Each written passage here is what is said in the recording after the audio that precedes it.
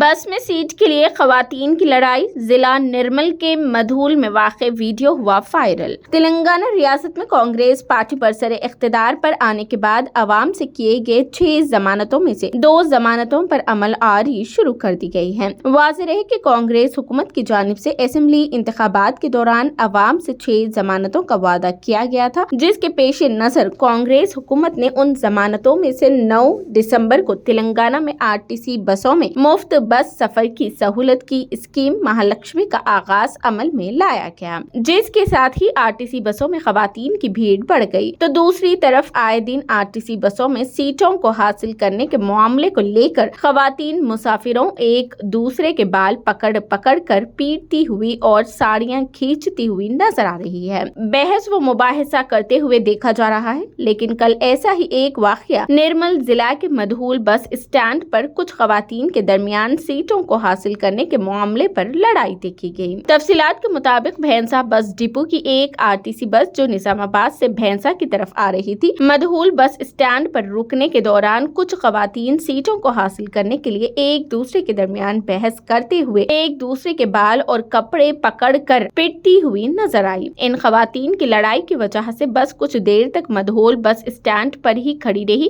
بس کنڈکٹر اور بس میں موجود دوسرے مسافروں نے بہت کوشش کی، بعد میں ان خواتین کی لڑائی کو روکا، جس کے بعد بس بھینسا کی طرف روانہ ہو گئی۔ لہٰذا حکومت اور RTC حکام کو چاہیے کہ وہ اس طرح پیش آ رہے ان معاملات کو روک تھام کے ٹھوس اقدامات انجام دیں، کیونکہ مہالکشمی اسکیم کے آغاز کے ساتھ ہی مسافروں کو بھینسا سے نظام آباد تک کا سفر کرنے کے لیے 3 سے 4 گھنٹے کی مشقت کو برداشت کرنا پڑ رہا ہے۔